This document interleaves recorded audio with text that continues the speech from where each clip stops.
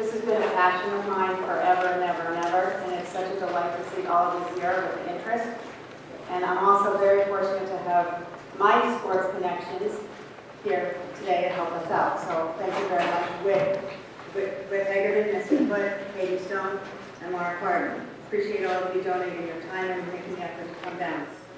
I feel very, very fortunate that I have had so many connections and so many people, and the people that were here today. I'm fortunate enough I met Katie at UNH. We were teammates together. We played lacrosse. Missy was my first mentor at Middlebury College. I was her assistant field hockey and lacrosse coach. And actually, she was the swim coach before me. And Whit Hagerman, I met Whit when she was about 7 years old. She was about this small, and all she wanted to do was dive into the pool at Middlebury.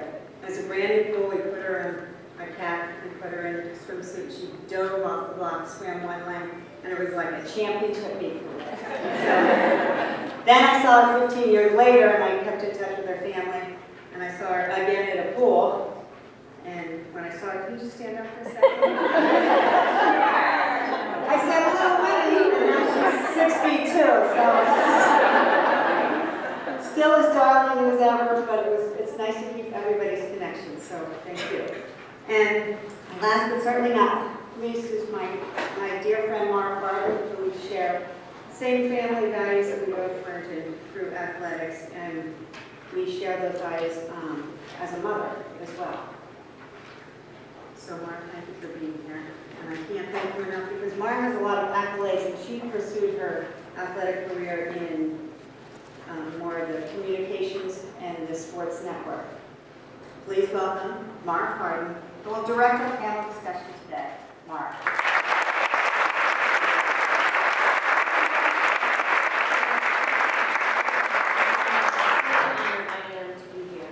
And kudos to you for creating such an exciting event, because it was Mel's vision to connect, educate, and inspire young women in sport. And I'm hopeful that we can accomplish that here today. Yes, this has been a lifetime passion, and it's something I've talked about forever. So I really, truly hope that all of you take something away with you. So thanks again, and Mara, you're going to lead this discussion. Ready to go. Yeah, and I know I speak for all of us up here on the stage when I say that we are so excited to see so many of you who have come out to take part in this discussion, this important discussion. And you need to know that we are so fortunate to be in the company of an all-star group. I mean, this is these women are the most accomplished women in sports, and we're very fortunate that they're here to share their stories and their insights with all of us. And we hope that you'll be inspired, and we hope that you'll learn something about the value and benefits of sports, that, as Mel said, you can relate to your own experience as you hear their stories and their messages. So, all right, so I'll go from left to right as we're looking at the stage. And our first panelist was a two-sport Division I college athlete at UNH in ice hockey and lacrosse. While she was there, she was a member of the 1985 NCAA Women's Lacrosse National Championship team. She has served as head coach of the Harvard Women's Ice Hockey program for 20 years, and she is the all-time winningest coach in the history of Division I of women's hockey. At Harvard, she led her team to a national championship in 1999, and her teams went on to appear in 3 straight NCAA championship games from 2003 to 2005. Under her tutelage, her squads have won 6 ECAC titles, 7 Ivy League titles, and 10 Big Titles. She is widely regarded as one of the most successful coaches in the history of the women's collegiate game, having amassed over 402 victories and still counting. And if that weren't enough, in 2014, she became the first female head coach to coach the U.S. Olympic women's ice hockey team in Sochi, Russia, at the Winter Olympic Games. So it is my distinct privilege to introduce Katie Stone.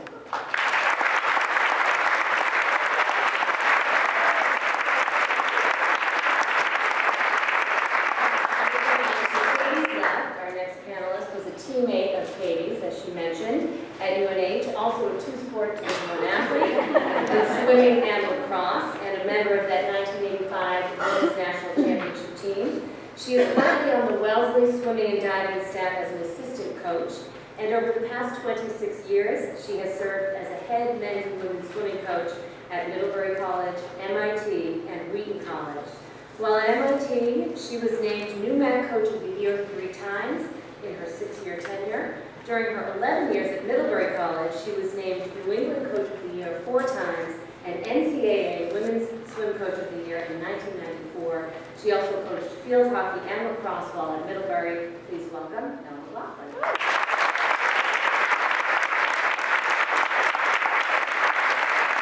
Our next panelist is one of 3 lacrosse coaches in all divisions to surpass the 400-win plateau. So we have 2 coaches sitting up here that have over 400 wins. That's kind of a big deal.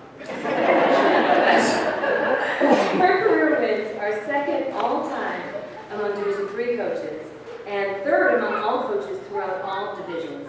She is in her 38th and final year on the Middlebury athletic staff, and she is headed into her 35th and final season as head coach of women's lacrosse at Middlebury.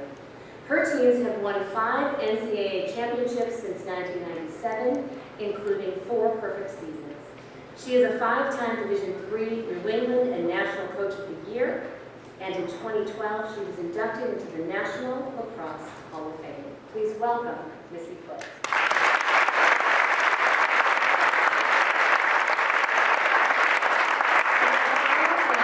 Was a member of the women's lacrosse team at the University of Virginia from 2005 to 2010, and she captained the squad as a senior. She was a U.S. Lacrosse All-American in 2003, 4, and 5, a 3-time ACC champion, and an NCAA runner-up. She earned her master's degree in education from UVA and currently works as a program coordinator for a nonprofit global association while also currently serving as assistant coach for the women's lacrosse team at Dartmouth College. Please join me in welcoming Whitaker Hagman.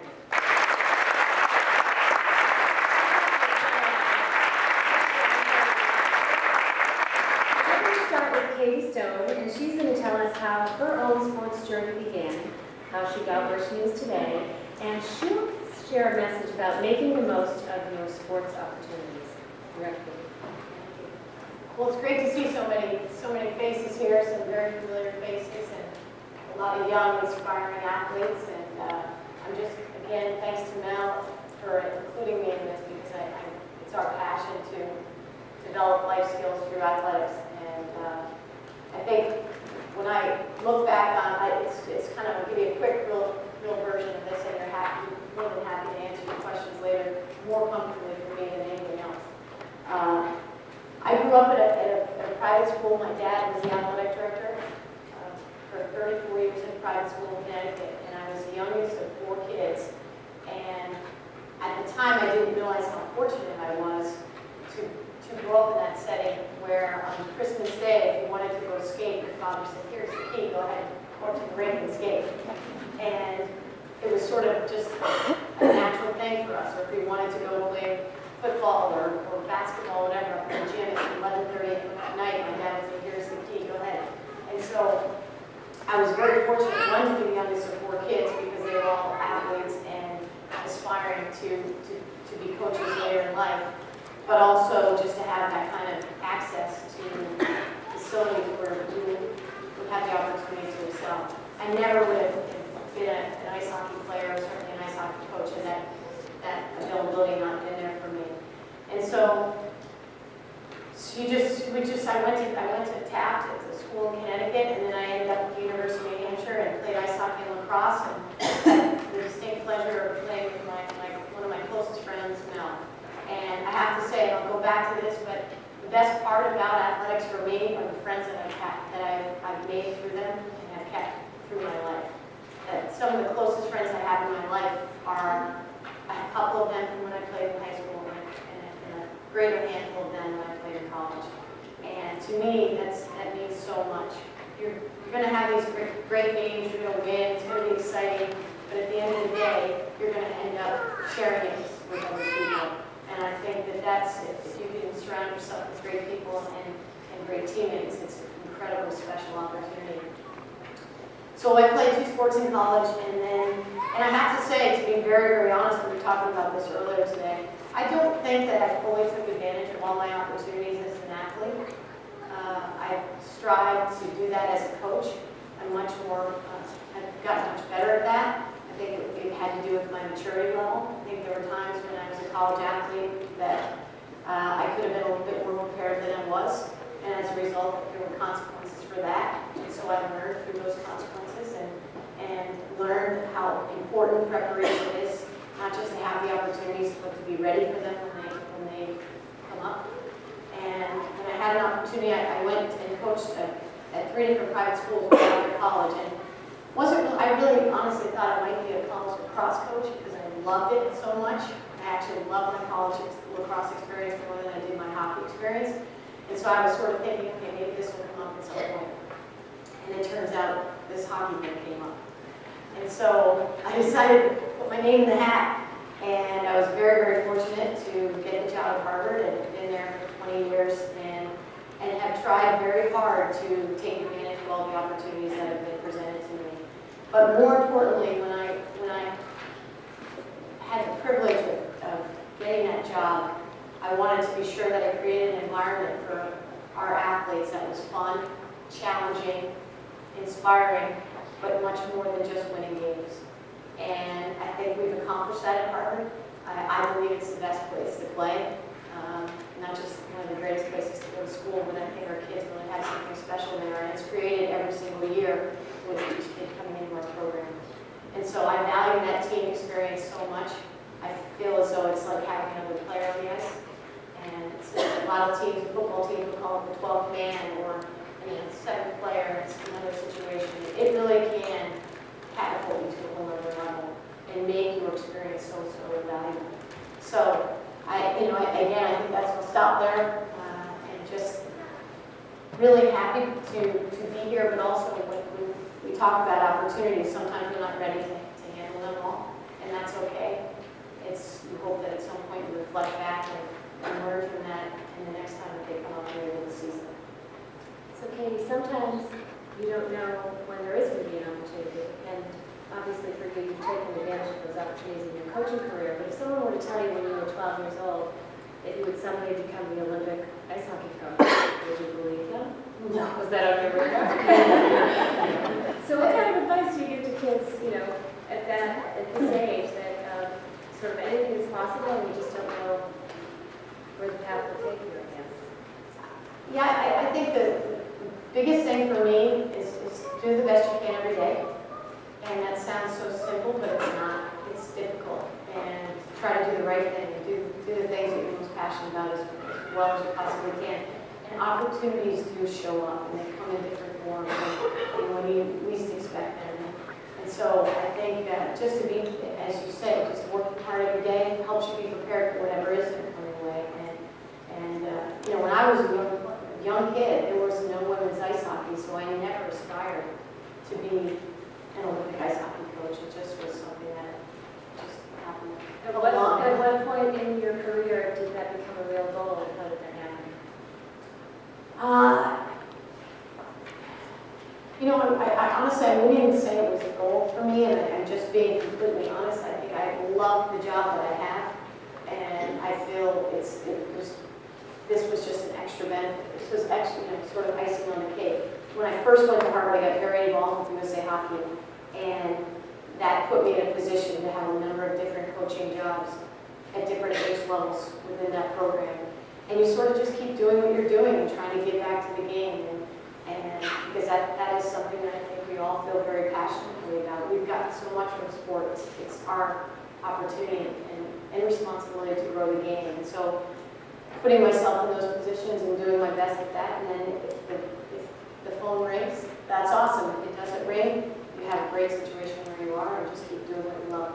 And we'll have an opportunity, like I said, at the end to ask questions.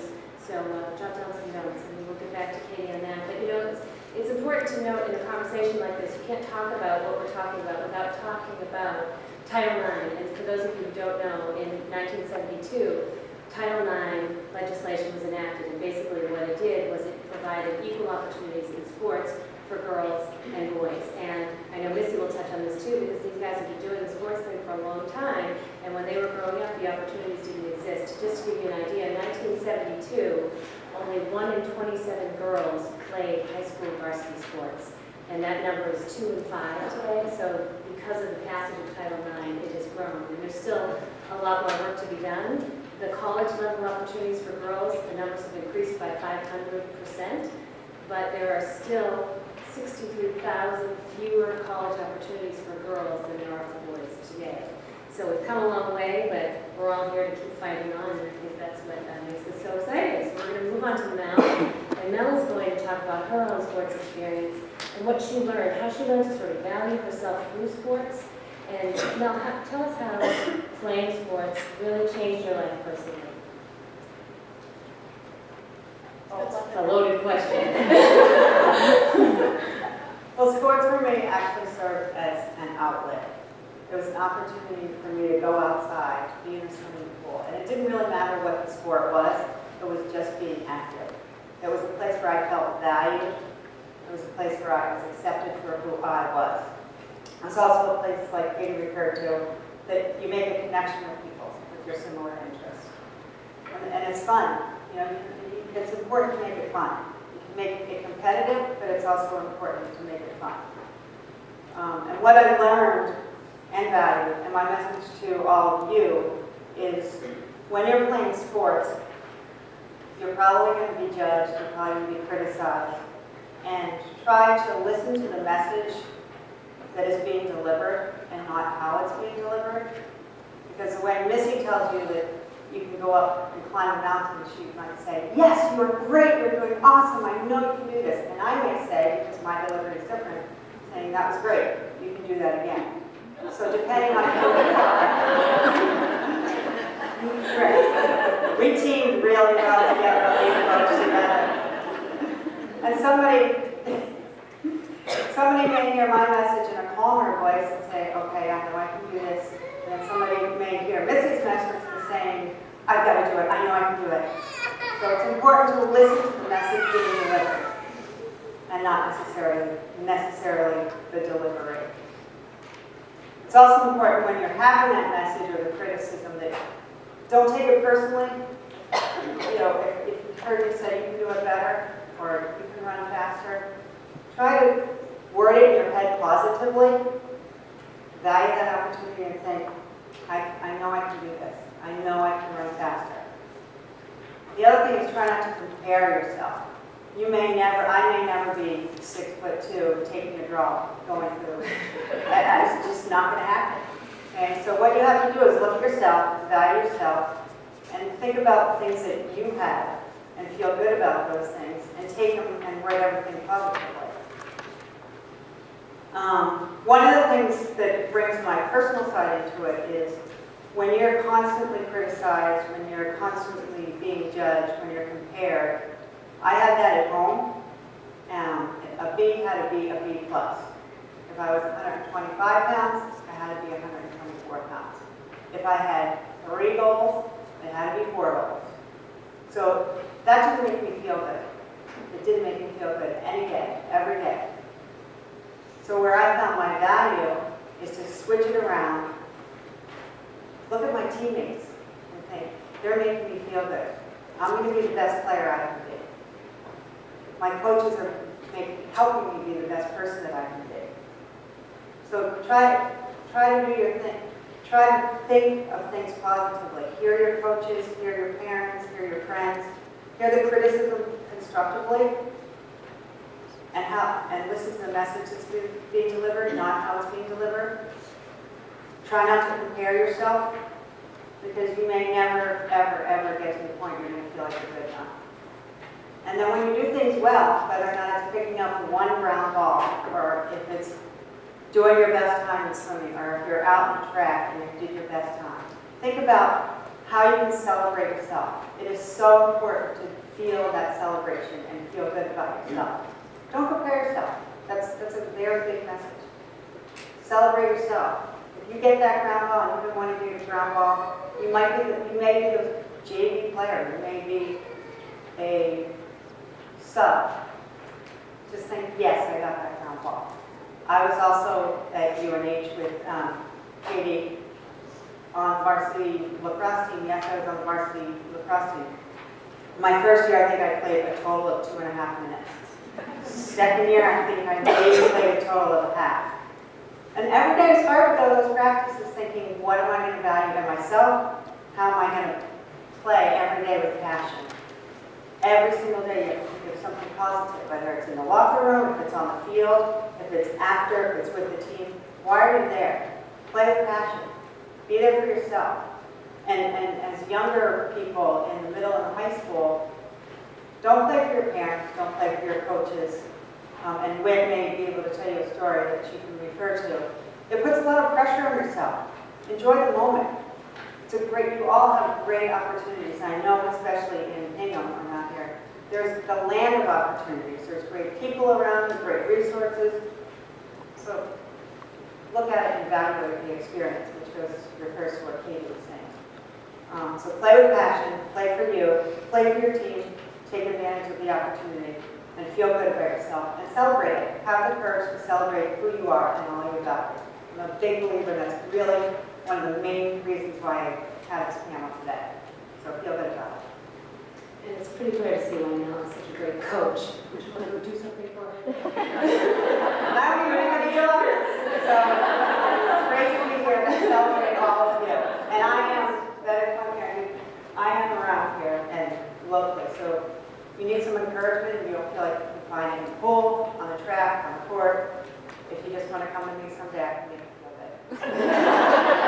She will do that. I know, that's so great. You know, in research collected by the Women's Sports Foundation, one of the things that they highlight all the time is that girls who participate in sports have higher levels of self-confidence, higher levels of self-esteem, better self-image, emotional well-being, physical well-being. So it's a very real thing. And Mel's example is how it helped her do that in her own life. And it's true of thousands of girls throughout the country that are getting this bump in self-esteem. So it is a good thing no matter what level you play at. And that's, I think, the importance.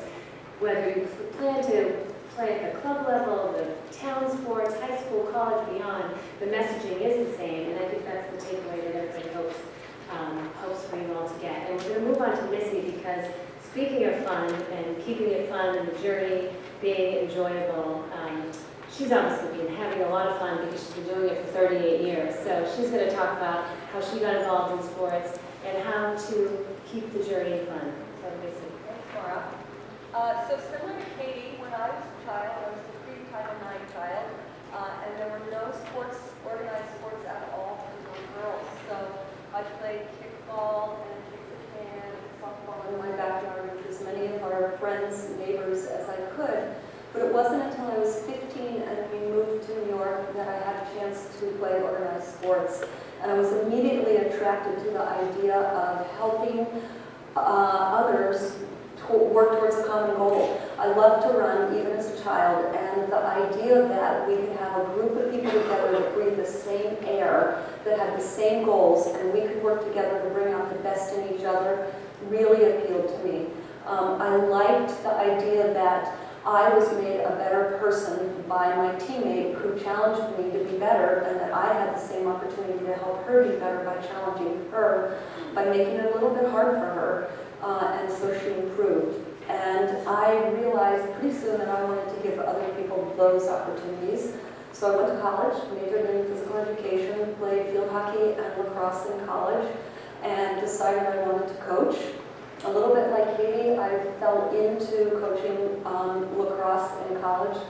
I had coached field hockey and basketball and swimming at Middlebury, and our lacrosse coach retired, and I fell into coaching lacrosse, and that became my passion, and has been my passion for over 45 years. I've coached at the high school level, the collegiate level, and the U.S. level. And for me, the idea of living one's life intentionally, recognizing what it is you do on the athletic field is similar to what you do in your life, and paying attention to that and gaining some self-awareness is what has kept me in this sport as long as I have been in this sport. The idea that I can help young women think about those sorts of things, the way you respond to going out to practice on a cold, rainy day, and having a coach make you do something over and over and over again to get it, and helping people recognize that the way they respond to those situations are the same ways they respond to situations in their life that test them, has become my passion.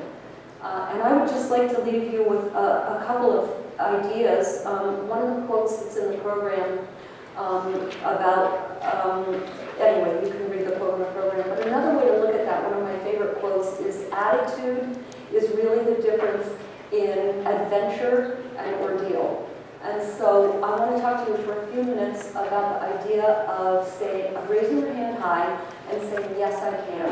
When someone is challenging you to do something that you think you can't do, when you have that decision between maybe overconfidence and underconfidence. How do I really feel about this? Do I think I can, or do I think I can't? I hope you'll raise your hand and high and say, I can. And here are a couple of quick ideas I can give you about what that means to raise your hand and say, I can. The first one is to enjoy the dance. Mel teed me up for this perfectly. No one expects you to be perfect. People expect you to strive towards excellence. And so when you raise your hand and say, I can, what that means is you're saying, I can do this to the best of my ability today. I can go home tonight and evaluate what I learned, and tomorrow I can strive for something better. Not perfection, but maybe some excellence. Seek together with your teammates.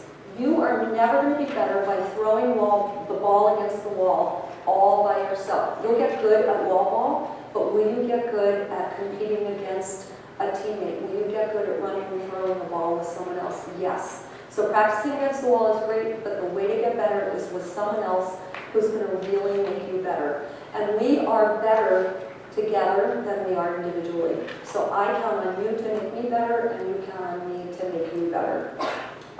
Remind yourself why you love your sport. Have a passion. As Mel said, she developed her passion for sports because she loved how she felt when she was out there. And I know you all have those moments when you walk off the field and you know you or the court or the pool, and you know you worked really hard because you were challenged. You were challenged in a way you never expected to be, and you tested yourself and realized you had in it what you took. So step back and recognize that that's your passion, and you love that. You love to be challenged. Your spirit can't be defeated if you play for the love of playing. As Mel said, you're not playing for your parents, you're not playing for your coach, you're playing because you absolutely love that feeling you get from playing hard and working hard. Compete every day in practice. Everything is competition. Any of you that have played for me know that everything is competition. You want to compete to be the first one out of practice, you want to compete to be the first one to get the ball, you want to compete to be the first one in the field house after the practice. It's all competition. And do it so you can be better. Make a pledge to persevere, whether it's on the field, whether it's in your sport. You make that decision that you're going to persevere until you cannot persevere anymore. Visualize yourself doing what you want to do. It clears the mind of all the extraneous stuff. Visualize yourself every day. I visualized myself talking with you today on my drive down. I pictured what I wanted to say to you. I visualized myself doing it, and it helped me think about how I wanted to be and the message I wanted to give you guys. 2 more. Demonstrate your greatness. Exhibit your presence. You all have something you're good at. Whatever it is, visualize yourself doing it and demonstrate it every single day when you're on the field, on the court, in the classroom, with your friends. What is it you're good at? What is it you're proud of? And exhibit your presence. And the last one is practice, practice, practice. There's no quick fix to anything. John Wooden has a great quote, the 8 laws of learning. The first one is to get the explanation. The second one is to get a demonstration. The third one is to imitate what's going on. The 4th, 5th, 6th, 7th, and 8th ways to learn are to practice. So think about what you can do to help yourself get better. And I guess there's one more little bit in there, which is to be motivated to do what you need to do to succeed. And you're motivated because you want to succeed, because you want to get better. And think about what that means for you. How do you raise your hand high? What does it mean when you're called on? What do you want to do to succeed? Missy, I love that you mentioned John Wooden, because as a UCLA Bruin, I was very fortunate to have John Wooden as a mentor in my life as a student athlete, as a freshman. I didn't know what it meant at the time. But John Wooden was a legendary men's basketball coach. He coached the UCLA men's basketball team, and he led his teams to 10 national championships in 12 years in the late 60s and 70s, and that is a feat that will likely never happen again. So he was amazing, but he was a teacher. He was a teacher of life lessons through basketball. He's written many books, and you can Google him, look him up, but he was amazing, and he had many wonderful quotes. One of them was, "Do not let what you cannot do interfere with what you can do," which speaks to what Missy said. And also, I have a quote here from Mia Hamm, which is also relates to what Missy was talking about. I think it's a great one. Of course, Mia Hamm, international soccer star, World Cup champ, U.S. soccer superstar. She says, "Somewhere behind the athlete you've become, and the hours of practice, and the coaches who have pushed you, is a little girl who fell in love with the game and never looked back. Play for her." And I just think that really encompasses everything that we're sort of going for here. And sometimes it's hard. Sometimes you go and you don't have a great day. And you have to draw on that for yourself. And so there are so many inspirational quotes. We'll get to that as well, because every single one of our panelists shared a quote that's in our program. So after Whit has her chance to talk, we'll go down the line and we'll hear about each quote, and we'll have them tell us why it's their favorite. But Whit, we're going to move on to Whit Hagerman, and she, of course, played lacrosse at UVA for 4 years. And she is going to talk about her experience, how she got involved in sports, but also a little bit about adversity and facing challenges and how to overcome those challenges, because she and her teammates faced something like altered while she was a student athlete at UVA.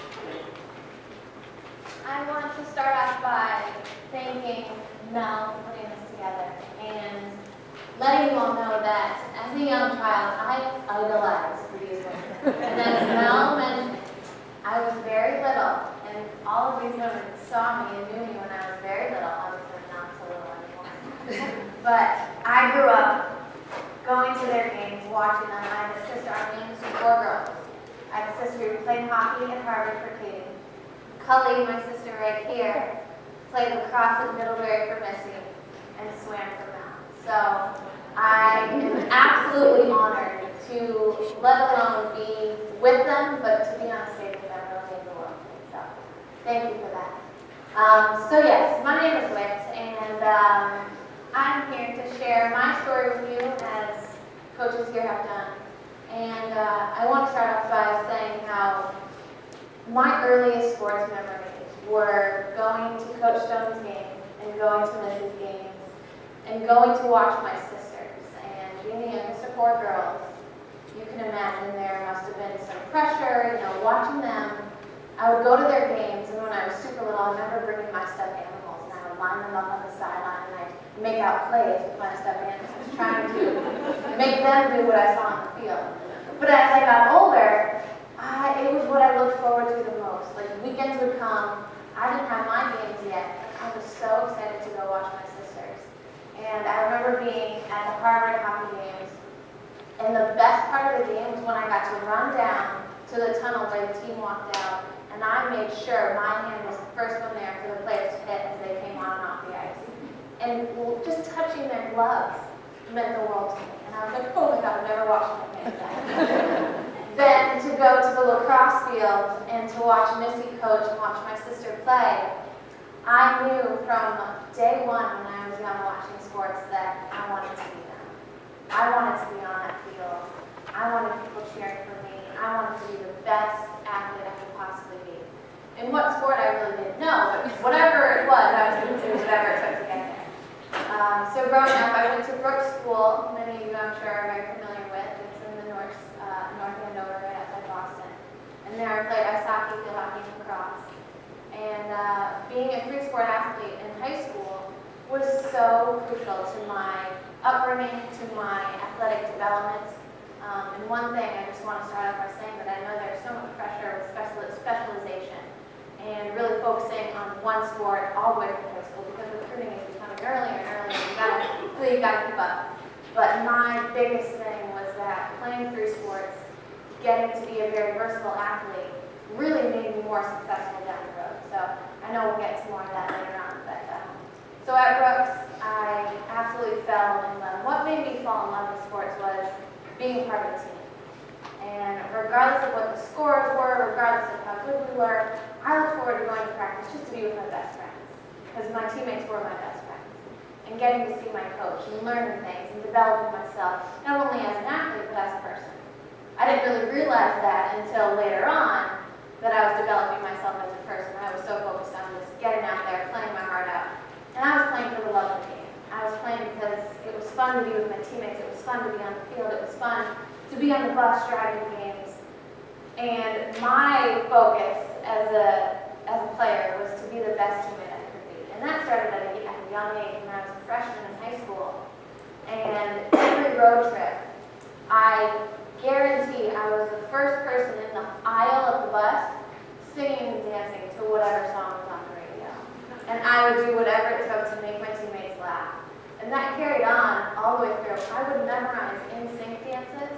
Those are the cool developments. Now I'm communicating myself. But I would memorize in-sync dances. And it started when my sisters would make me perform for them. And my sisters liked it, but my teammates would like it too.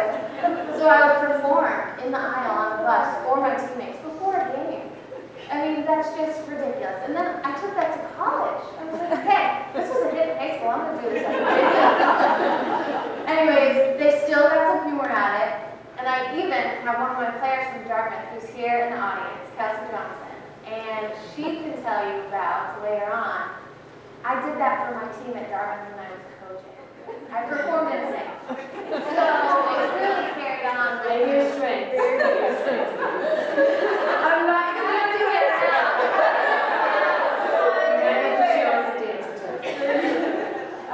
But as I'm saying, from day one when I was involved in sports, it was my main goal to just be a good teammate and to make my players and my teammates smile. And at the end of practice, at the end of the game, I wanted them to walk away like we accomplished something, we became closer, and where we have the best friendships, we have the best friends here. And let's embrace that and let's enjoy that every day. So I'm going to go to Virginia, where I played lacrosse, and it was amazing to be a northern girl playing lacrosse down south. It's not really the south, but to go down and just see the differences in northern athletes, and then you go to the Mid-Atlantic, that's the hotbed of lacrosse. But us northern girls, we're really keeping up with them nowadays, so that's awesome to keep that. But what I loved being there is that it made me feel special being down there, not being from Virginia or Maryland or Pennsylvania. I remember going through the college process, and my biggest thing was, being the youngest of 4 girls, I was always known as the white shadow. I would often get left places because I would fall asleep under a table, or they would forget that I was there. And I would just follow in my sister's footsteps, because all I wanted to do was be like them. But then as I got older, I was like, no, I want to be my own person. So I didn't want to go to New England school. I wanted to go farther away from home, and I wanted to embrace who I was and really just be the best I could be. So at that time, Virginia was the best team in the country, so whatever it took, I was going to play for them. And I ended up going there, and it was amazing.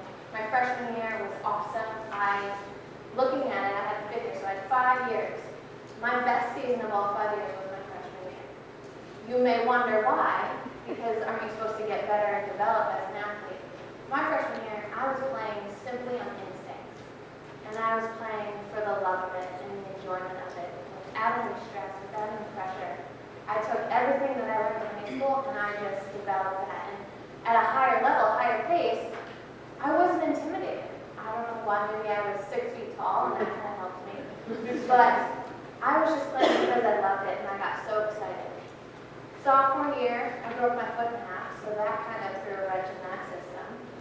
So that was a bit of a setback, so I had to redshirt that season. At the time, that was the worst thing that had ever happened to me. My world was over.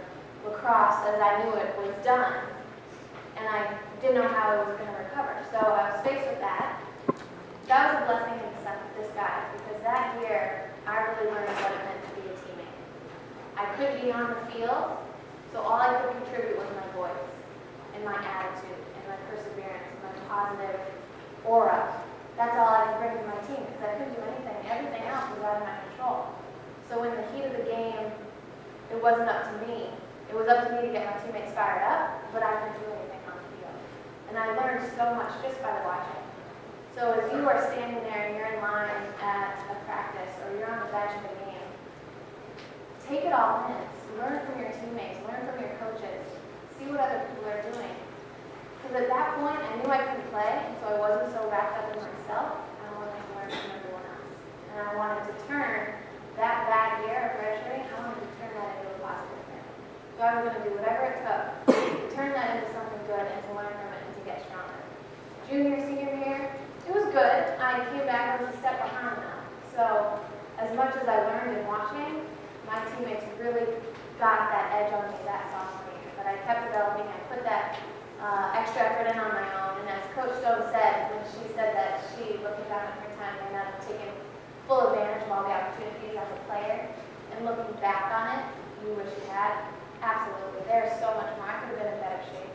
I could have done more wall. But, looking back, I can always say I could have done this, I could have done that. But it was amazing to just see my growth off the field as a person. I had to overcome injury, and then I had to learn how to keep up and how to keep getting that edge and gaining that edge on players that had a whole year to get better.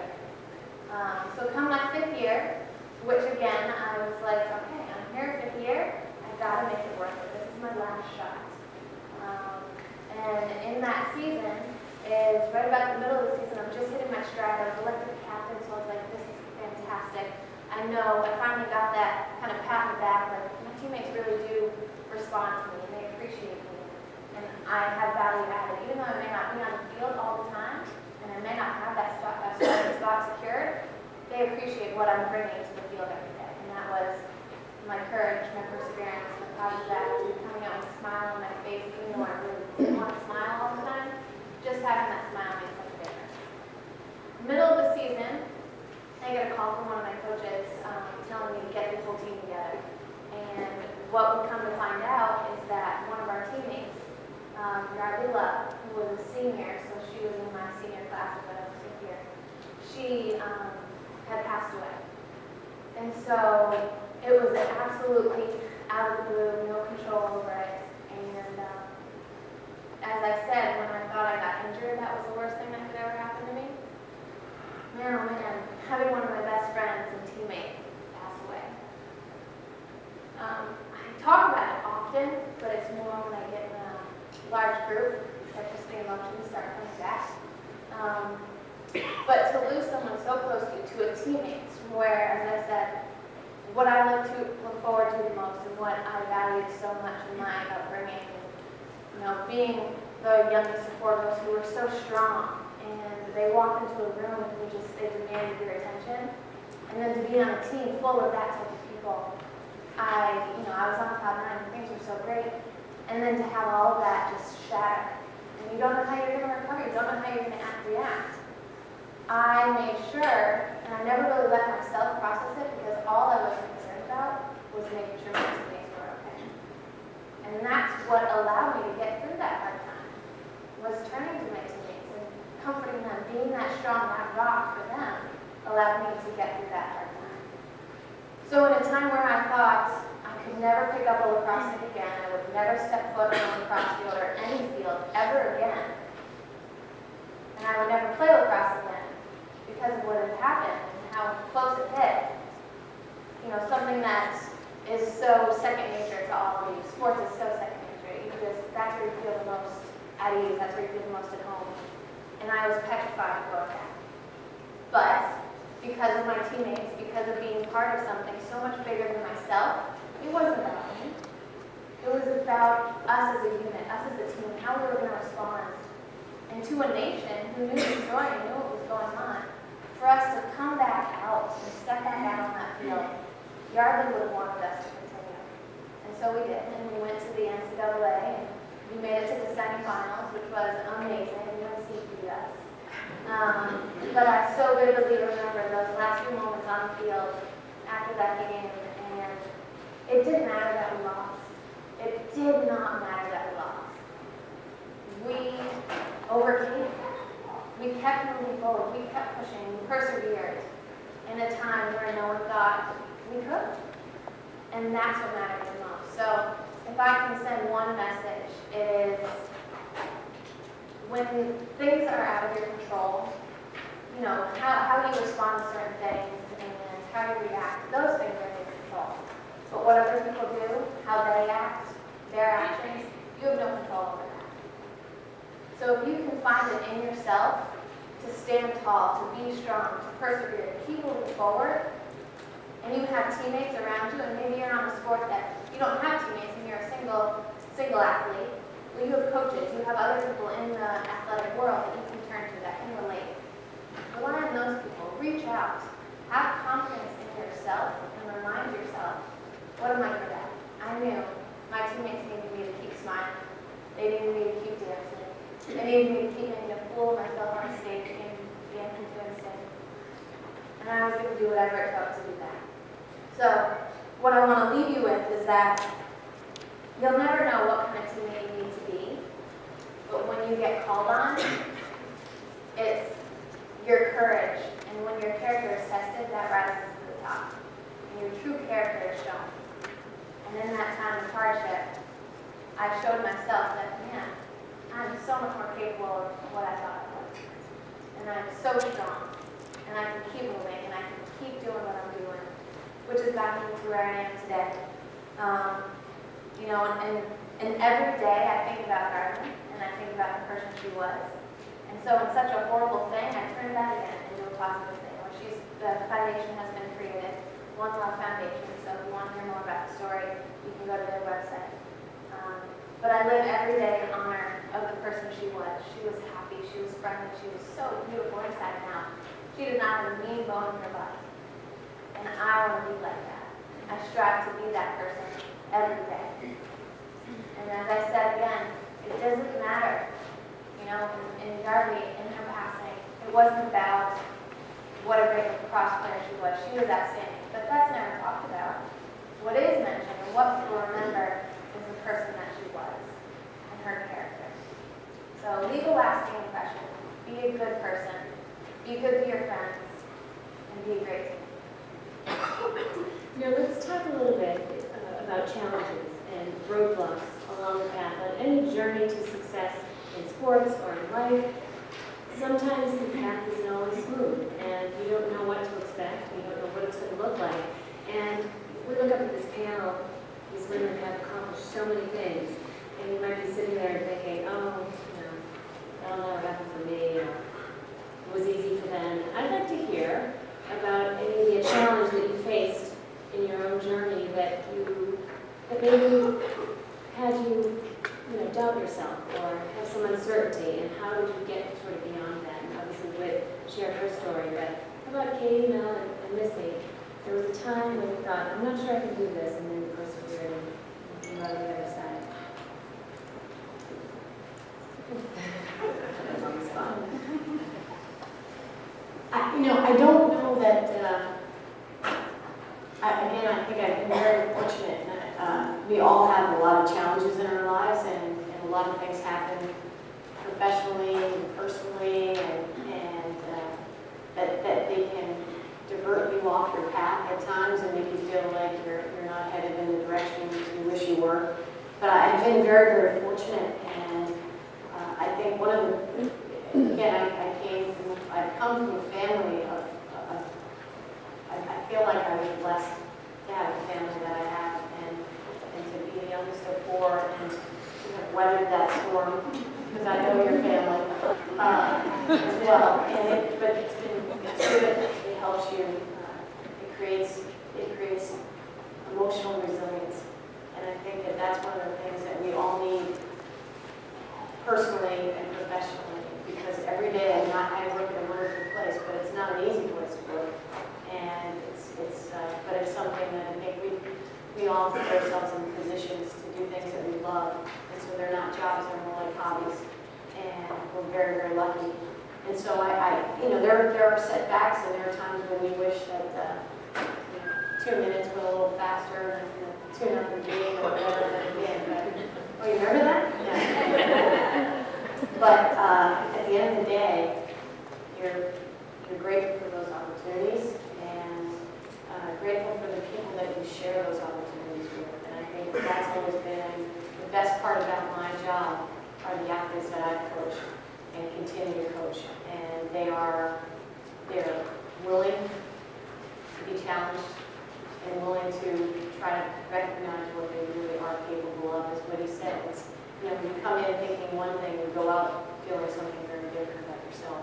And that's what we do, and that's a pretty cool thing. So I never look at things as obstacles. I really do think they're just challenges, and you just work through them and get to the other side, and you're excited about it. And I would agree with Katie, just the positive point of it, is you can view anything as a roadblock, but you can also view it as an opportunity to better yourself. And we all have roadblocks in different ways in our lives, whether or not it's a physical roadblock, a mental roadblock, somebody in your family.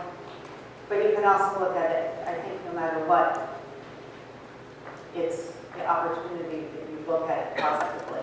And especially I think in the young ages between middle and high school, that what you think is a roadblock really might not be that big of a roadblock, really. So sometimes your world that your breakfast isn't ready when you're running out the door could be a roadblock in your day. But usually it's something you can figure out. And the things with roadblocks is usually something that's unexpected, and it's an opportunity for you to connect with people, your family members, your friends, and your teammates. So roadblocks, I think, are really an How opportunity. about changing the internal message? You guys are coaches. How do you get your athletes to have confidence in themselves so that they can always be saying those things that you're saying right now? You see obstacles as opportunities. How do you teach kids, players, to look positively on those roadblocks or obstacles? What's your pep talk, Missy? Let's hear it. I'm going to answer that question, but I want to go along with a little bit about an obstacle. In 1999, our starting goalie was a first-year player. We won a national championship that year, and she was the player of the game as a freshman. She played every minute of every game that year. And the next year, in January, just before the season started, she was sledding and hit a bump and broke her neck, never to walk again. And that was probably, for me, the hardest thing I've ever done.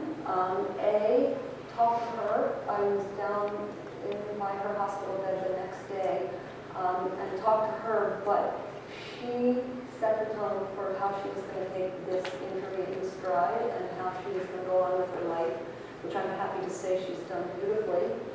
So the next obstacle was how to put this in perspective to the 18 to 22-year-olds that were on the team who were absolutely devastated at the thought of their teammate being in a wheelchair for the rest of their lives. And she came back not that year because she rehabbed that year, but came back to school the year after and came to almost every practice. And putting things in perspective is so simple because how could they not want to do more push-ups when Katie was sitting in her wheelchair at practice, wishing she could be doing push-ups, and they're doing push-ups, wishing they could do more, and wishing Katie was with them to join them in the push-up regime.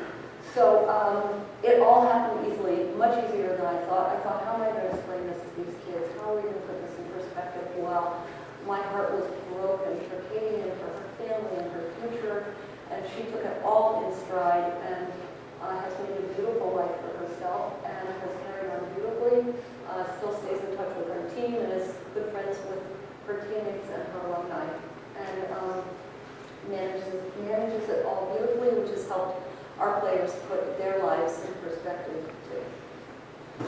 There's so many different directions that we can go in this discussion, and we've heard so many great personal stories, but we really want to give you guys an opportunity to ask questions of our amazing panelists. So I'd love to open it up to anyone who has any questions, and if we can't all hear you, I'll repeat your question. Just raise your hand, I'll call on you. What's your name, what sport or sports you play, and who you want to direct your question to. And if nobody asks one, I will. Well, Mark, would you also direct somebody sent an email for us? Sure, Glenn, do you want to read that question? Yeah, this was actually tapped into a little bit, but the question was that they were interested to hear about the pressure on young girls to pick one sport to play year-round. And they're concern is about the toll that it takes on them mentally and physically, and to what end. But if you don't do it, are you left in the dust, so to speak? And I think all of you have that pressure where lacrosse is saying, no, you have to play lacrosse coach. And we are a little overloaded with lacrosse. So I want to also address that anybody with individual sports, I can relate to that a little bit more. Track and tennis or swimming people, and there's soccer players out there. But the question is, do you need to play lacrosse all year round? Do you need to play hockey all year round? So my first, if I can answer that first, and we talked about it a little bit before, what most coaches are looking for, and I know some of you want to aspire to go on the college level and the elite level, doesn't matter which level you're going to play. What most coaches are looking for is that you're the best athlete, the best person that you can be, and you try hard, and you work hard.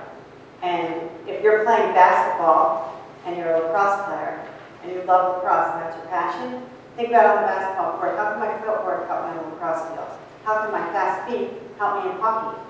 Well, I mean, these are the experts in those sports, but, swimming. How can basketball help with my fast fingers to get off the block? So that's my quick, easy answer to that. And I don't know, I can't put the identity with this person, but We can go down That's to a great Kate, if you question. want to talk about that.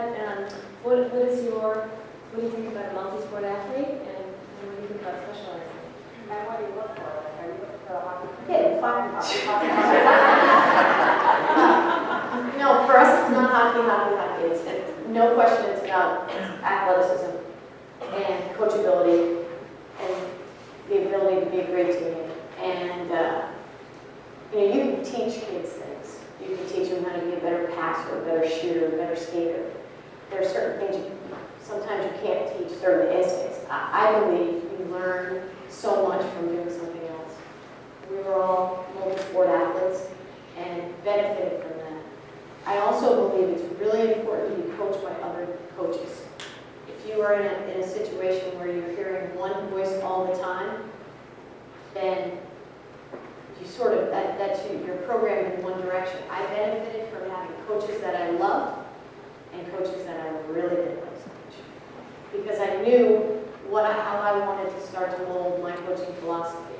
There were things, Mel and I played for a very, very demanding coach our freshman year in lacrosse. We made the fun, she wasn't fun. But she challenged us, and then we played for someone who made it fun, challenged us, so it's different. And I think that I learned how to be tough, but to be fair, but to make sure that kids continue to have a great experience, because I'm a big believer in if you're having fun doing something, you're going to be way better at it than if you're dragging your feet going to practice. And so having someone create that environment. But it's really important that you hear different things. And I think for any of you parents that are out there coaching your kids, God bless you, because I think that's really hard. I think it's hard for both of you. And it takes a special kind of person to be able to do that. Because you have to maintain a couple different types of relationships with your players. One that is on the field and on the ice, and then it's what happens when you step off the ice. So I would say one thing about this, what we are seeing now, and it's hard to not get caught up in a rat race of I've got to go to this tournament, this showcase, these coaches are going to be here. It's very difficult to pull back and be very selective because you want so much for your children and you think that eventually there'll be that pot of gold at the end of the tunnel. But what we're finding is that our kids, our freshmen that come to college, they are already injured. They have had so much wear and tear on their bodies that they get to college and all of a sudden now the training's harder, it's more intense, the competitive level, and they're banged up. I mean, the kids in our program right now that are the most banged up and have played the least intense hockey are our freshmen. They've played a ton of hockey, but I just think it's too much. We really try to get our kids to step away from the rink in the summer and just work on doing some other things. Go play tennis, go play golf, go swim, go jump off of Mel's roof if you live in So trying invite everybody to Mel's, do you understand? So, I'm a big believer in doing a lot of different things, even though the pressure is out there to specialize. Missy, do you want to speak on that? I agree with everything Katie said. I'll just add that at the Division III level, many student athletes play 2 sports, sometimes still even 3 sports. I would absolutely agree. To reiterate, to echo everything that's been said, when I look at a player and when I'm recruiting, it's the tough players, the players with grit, and the players who get down, get dirty, and aren't afraid, who are just out there running their hearts out. Those are the players we look for. It's not the best stick, it's not the most skilled, it's the most athletic, it's the hardest runner, it's the hardest effort. That's what we're good for. Any questions? Right in front. Oh, in front. You want to stand Hi, up? you want to stand up and give us your name? Right here in the green jacket. Perfect. You don't have to stand up. You're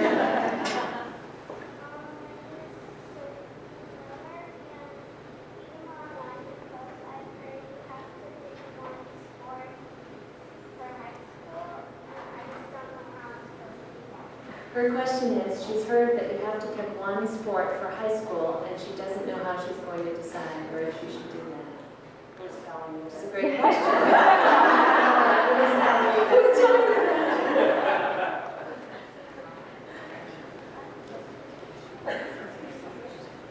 What are your sports that you like to play? I love swimming and lacrosse, and I play tennis. Swimming, lacrosse, and tennis. Those are great sports. The season's been flipped all year, Leah?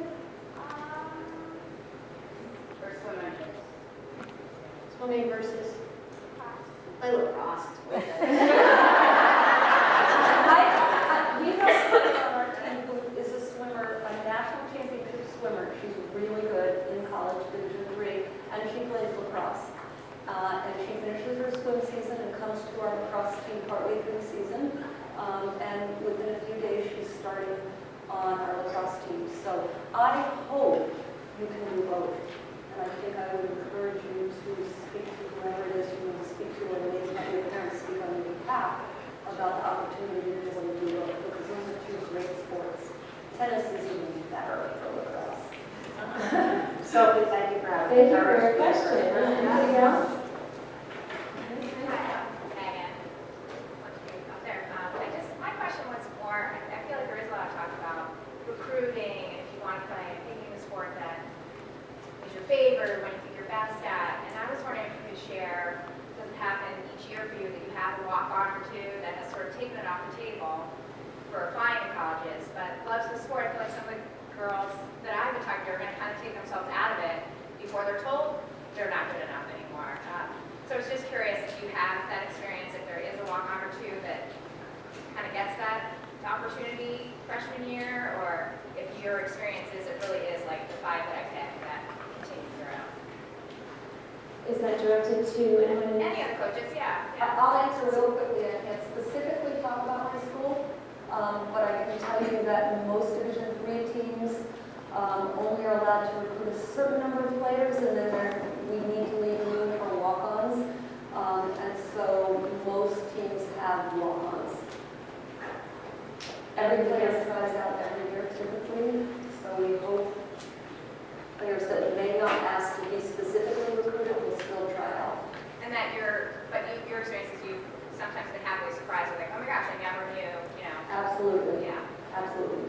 I would love to add to that, because as a player, we had a walk-on come onto our team, and she ended up being, about her senior year, she started every single game. And it was so amazing to see her come onto the team. She had no care at all. She's like, well, whatever, I have nothing to lose, I'm gonna go try out. Ended up making it, dabble here and there throughout, but by her senior year, she was one of the best players on the team, and ended up getting ACC honorable mention for being the best player of the year.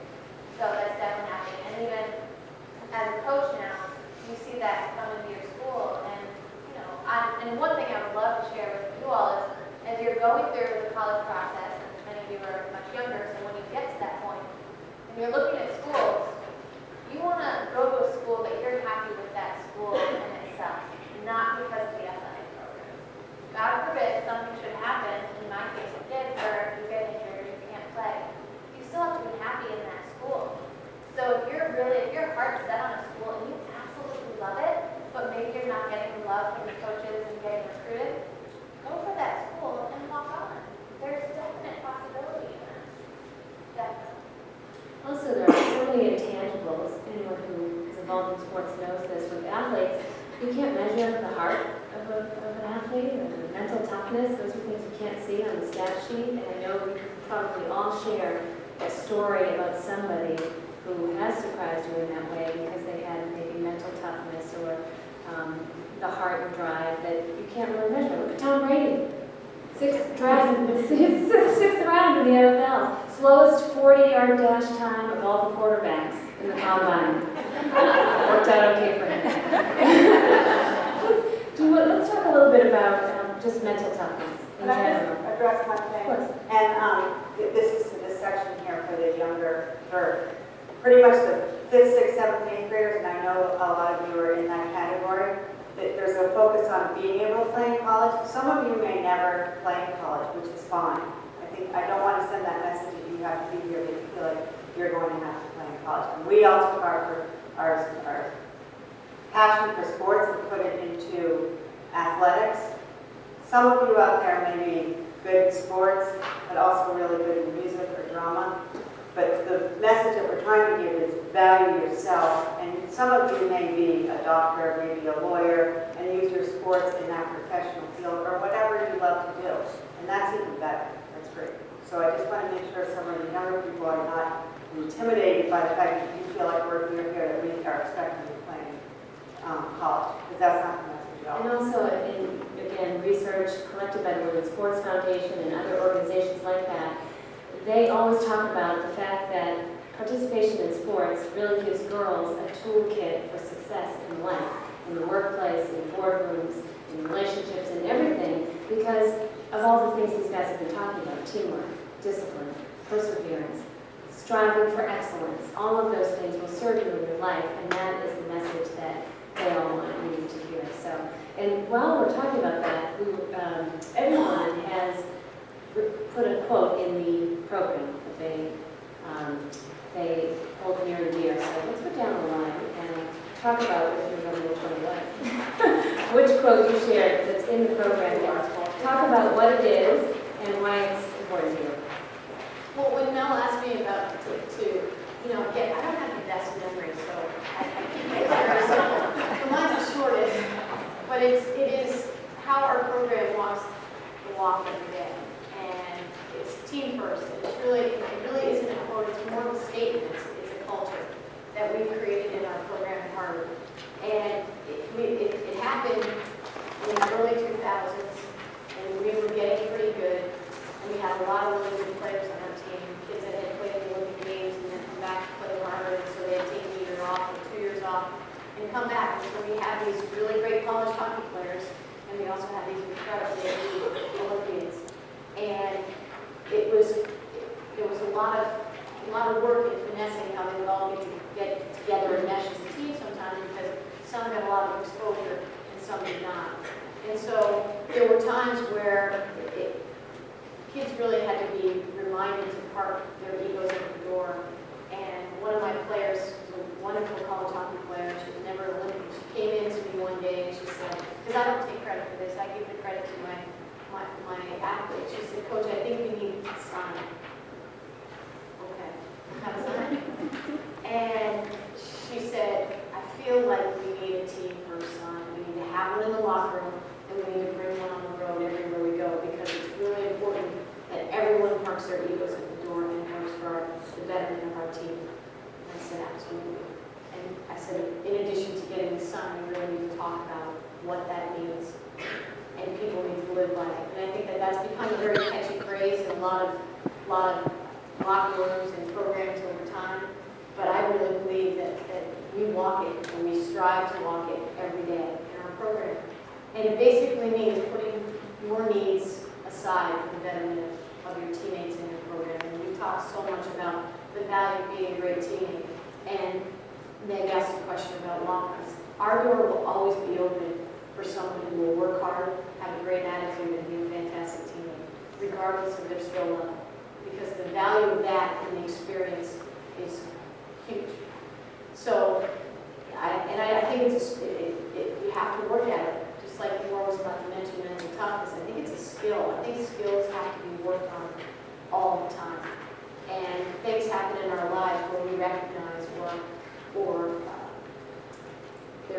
exposure to what our real mental toughness is and our resiliency is. And so, that's kind of our thing, and it works for us. It's a challenge when you coach at a top-tier program, and certainly the Olympic team, every single one of those players was used to being maybe a leading scorer in college, on the college team, their club team, whatever it is. How do you get them to buy into that concept that there's only going to be one person on your Olympic team that's going to be a leading scorer? And honestly, the biggest challenge for me in that experience was getting those athletes that were coming from multiple different programs to get on that page of they were part of something bigger than themselves. This wasn't their show anymore at their respective school. They were one of 20 that were hopefully on the same end. And it's really different when you coach kids for 12 months versus 4 years, and you have an opportunity to really help them invest in that concept. So, probably good too. Now, do you want to share your inspirational quote that's in the program, if you're going to have one? I don't know if I actually know. Oh, you did? I will give you a quote. Work hard, play hard, and have a lot of fun. Yeah. How about Missy? You had a great one, and I want you to share it. So my quote was, you can either make yourself miserable or you can make yourself strong. The amount of work is the same. Right? The other way to look at it is what I said a little while ago, which is that attitude is the difference between adventure and ordeal. So, and then another book that I love, that in fact some of you that played for me that are here would probably say, I'm surprised you didn't say this quote, but it's, there's no such thing as bad weather, just inappropriate clothing. So all three of those tie into what Mark's referring to as mental attitude. It's the way you look at it. And I can stand at the window and say, I don't want to go for a run today because it's cold or running or rainy or snowy. And then I think, I can also do an attitude check, put on a really good jacket and a good warm hat, and out I go. And there isn't ever a moment that I'm out there that I don't think I'm really glad I actually did this. So it's all about your attitude. Gratitude. You shared a quote. Yeah, I would have said it, but it's a little bit long, and this has been ingrained in me by our father since we were very young. And it's by Sir Edmund Hillary, who was the first man to climb Mount Everest, so big feat. And he said, if the going is tough and the pressure is on, if reserves of strength have been drained, and the summit is still not in sight, then the quality to see in a person is neither great strength nor quickness of hand, but rather a resolute mind, firmly set on its purpose that refuses to let its body slacken or rest.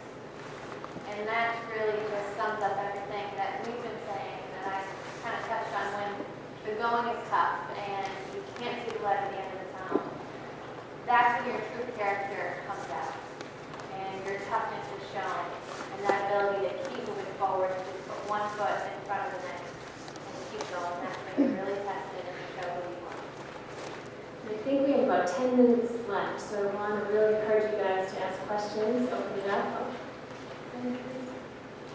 Hi, my name is Allie.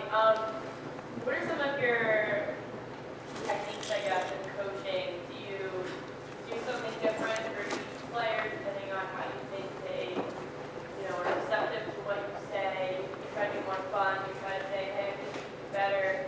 What are some of your secrets to being a good coach? That's a great question. I mean, do you encourage, you're a team of individuals, right? 15 to 26 athletes. One might need a push, one might need a pat on the back. And do you change your coaching style for that? How do you coach different individuals as a team? I personally think that coaching style, you coach what you do best. So I'm an enthusiastic person, I'm an enthusiastic coach. But I also like to ask my players for ways that they like to receive feedback, and I try to coach them in that direction. But I also know that some people are visual learners, some people are auditory learners, and so I try to make sure in every drill that I throw out a visual and a verbal cue. So I think most of us try to end of the day, I try to find an assistant coach like Mel who may be a little more direct. Mel probably tries to find an assistant coach like me who may be really positive and really enthusiastic all the time. How about you, Katie? Do you- I would agree with Missy that everybody, again, it's a little bit different, so you're going to motivate them a little bit differently, but I think in a broader scope, it's going to do a lot of the same things. I do think, though, that fair is not always equal, and everyone's a little bit different. Some kids need more than other kids do.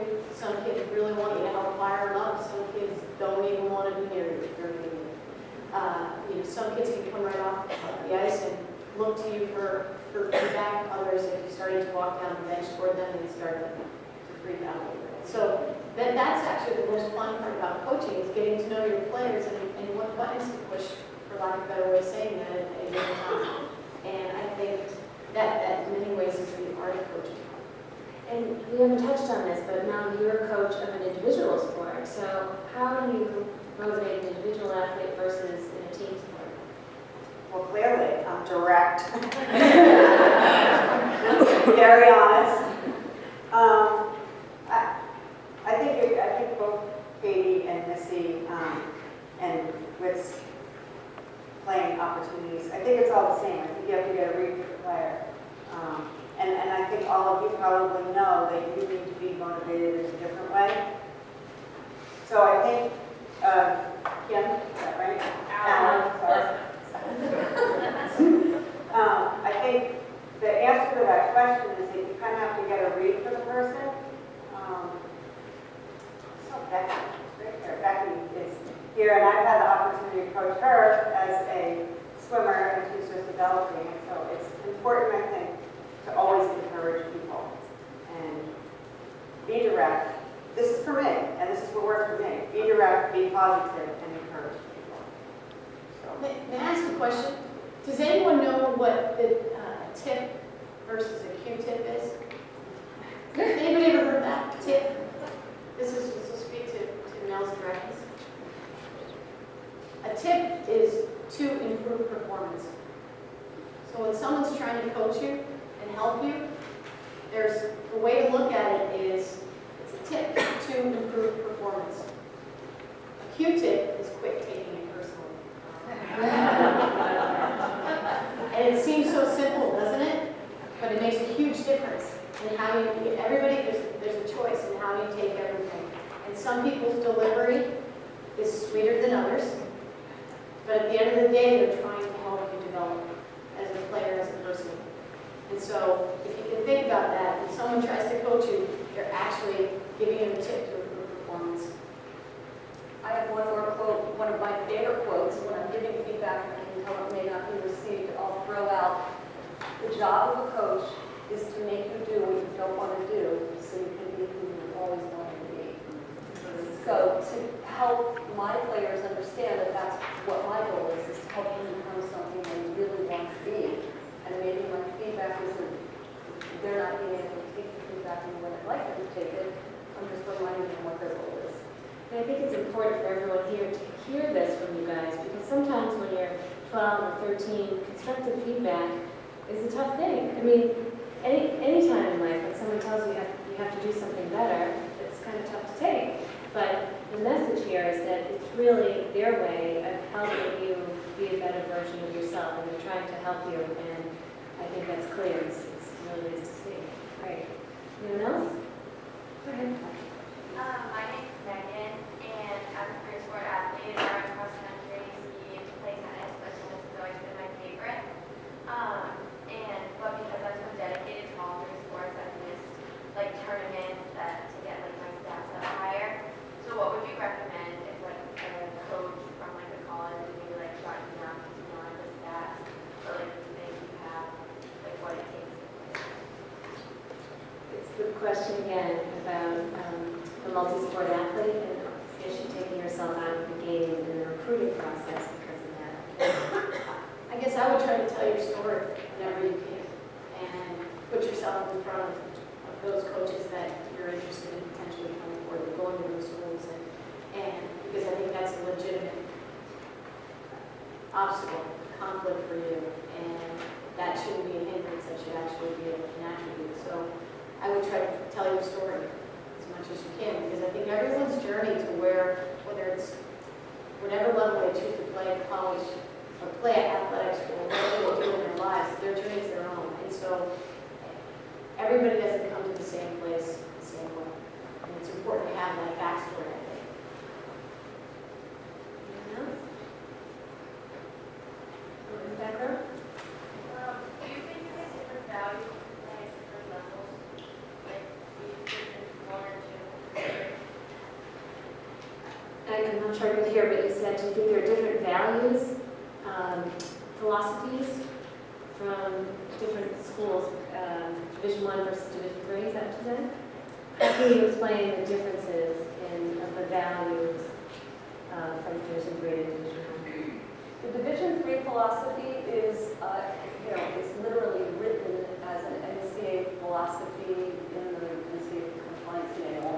And the idea is for this experience is for a student-athlete. And that word student is in there. Scarily enough, in the Division 1 philosophy, the word student is not part of that.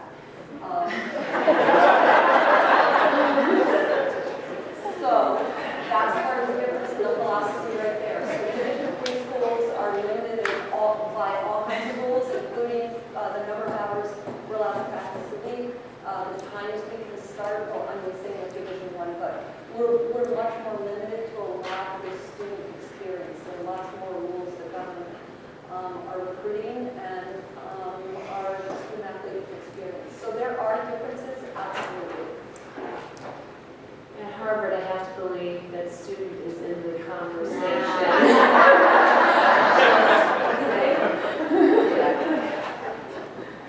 Wait, do you want to talk about, oh, there's another question.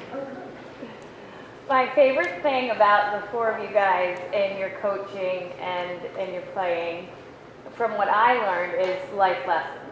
And that's why I'm a coach, because I've learned so much from the four of you. You've touched on this a little bit, but what are some of your favorite life lessons that you can't learn in the classroom that you've learned in the rink, in the pool, on the field? That's a great question. Favorite life lessons? What's your name again? That's Whit's sister. Do you want to start? I think that sports are a great place to recognize how much more you're capable of than you think you are. And kids that come into a program and they're challenged and they're developing and they're enjoying, they recognize that their capacity is so much bigger than it ever was before. And I think that's, whether we've been very fortunate to have kids. Does anybody know who Julie Chu is? A couple people know who Julie Chu is. She's a 4-time Olympian. And I remember one day she actually came to our program having played in the 2002 Olympic Games, I believe it was. And she came and she had been used to playing once every 4 lines. She was interested. She had been playing once every four lines. So it was a big, huge commitment. But she came to Harvard and all of a sudden she's on one of the top 2 lines playing the regular shift. And she said, I can't do this. And I remember her coming to the bench at one point. And she came over to the bench one time and she was about to get off and we were on a penalty kill or something like that. And I said, Chewy, where are you going? And she said, I can't, I'm so tired. And she actually repeated that story at one point and made me reflect back on what we're doing. And sometimes coaches need to be reminded what they do and why they do it. And I think that the biggest thing for me is helping kids recognize that they're capable of so much more than they Life lessons on My line.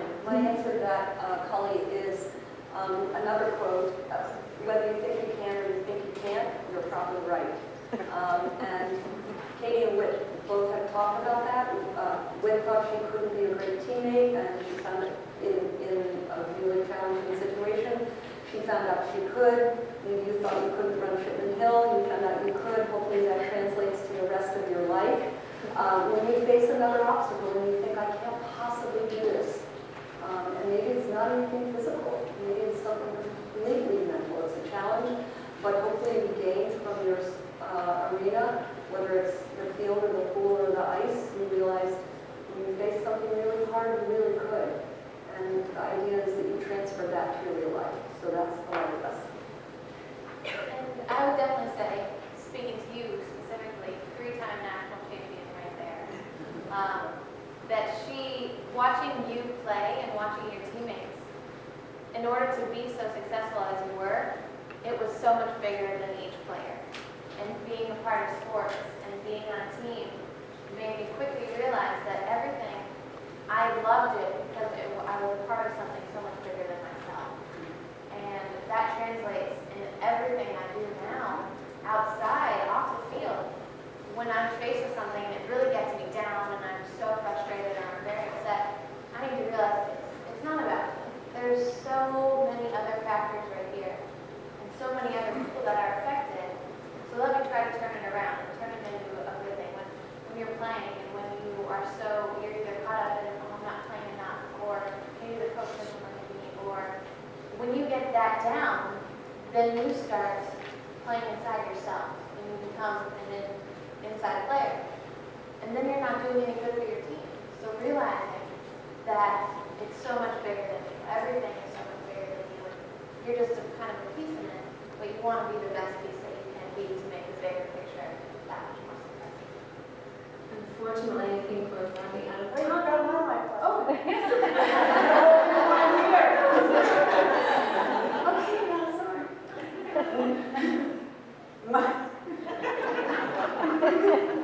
She passed me a note that said we're running out of time. She said after me. My life lesson is, I think it's an important life lesson that although you're not the best, you don't have to be a national champion. I feel like in my life I was almost there oftentimes. But the most important thing in the life lesson that I had was to feel good about being where you are and to be the best that you can be in that moment. And don't show up if you're not going to try. And don't show up if it's not going to be your best effort. Doesn't mean the end result that you have to be the winner. You have to be a national champion. Make it the best experience for you. And going back to what I said at the beginning, and I think everybody, for those life lessons, value it and celebrate it. Every day, celebrate it. Because we all have had those roadblocks.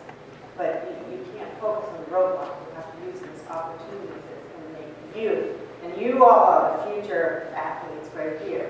Take advantage of it and relish the opportunity. Well, now, thank you so much.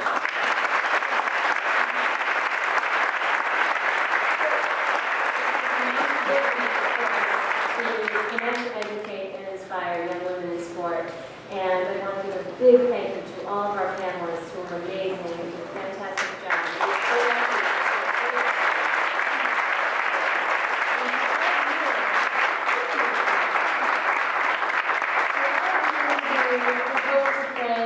Town sports or club sports or high school or college or beyond, I think the message is the same, and we've heard it over and over again. That's believe in yourself, make the most out of your unique skills, out of your opportunities, work really hard, be a great teammate, and have fun.